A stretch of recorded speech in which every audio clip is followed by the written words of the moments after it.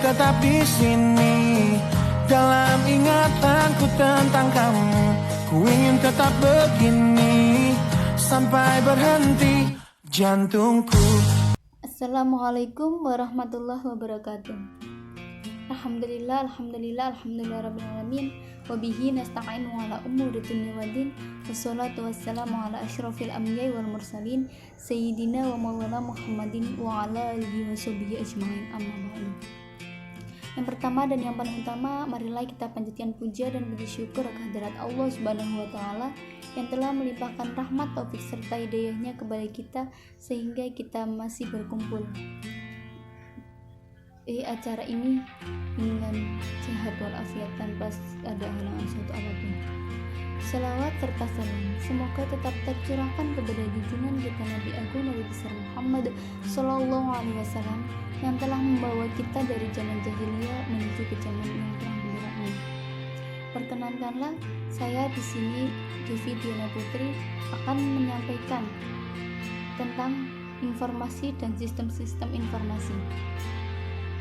Sistem informasi manajemen atau manajemen information system adalah suatu sistem informasi yang digunakan untuk menyajikan informasi yang digunakan untuk mendukung operasi, manajemen, dan pengambilan dalam suatu organisasi. Subsistem dalam sistem informasi manajemen itu ada 5.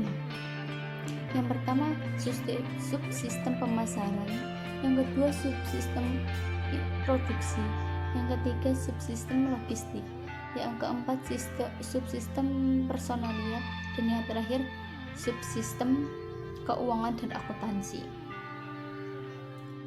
Selanjutnya ada analisis sistem informasi dalam pemecahan masalah.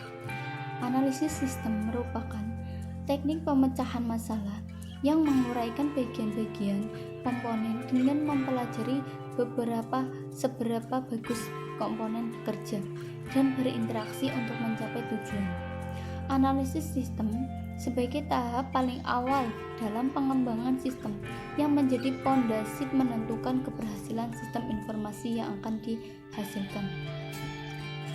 Adapun contoh dari analisis dengan pendekatan driven yaitu yang pertama analisis terstruktur. Salah satu pendekatan formal pertama untuk analisis sistem informasi yaitu analisis terstruktur, berfokus pada aliran data, proses bisnis, dan perangkat lunak yang disebut proses oriented. Terus yang kedua ada rekayasa informasi dan pemodelan data. Di sini berfokus pada struktur data yang tersimpan pada sebuah sistem yang disebut konten. Yang ketiga ada analisis berorientasi objek. Teknik objek ini muncul untuk memisahkan atau menghasilkan pemisah data dan proses.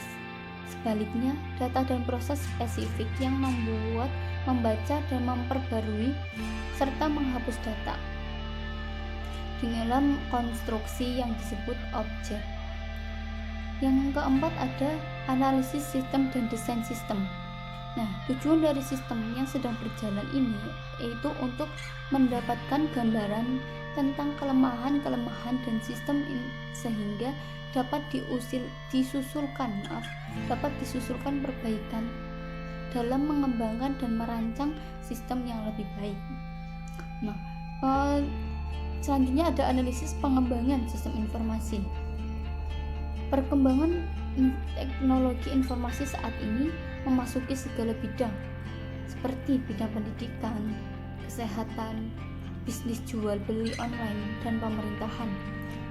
Proyeksi teknologi informasi saat ini sebagian besar dapat dirasakan dalam bentuk perangkat lunak berupa sistem informasi media online.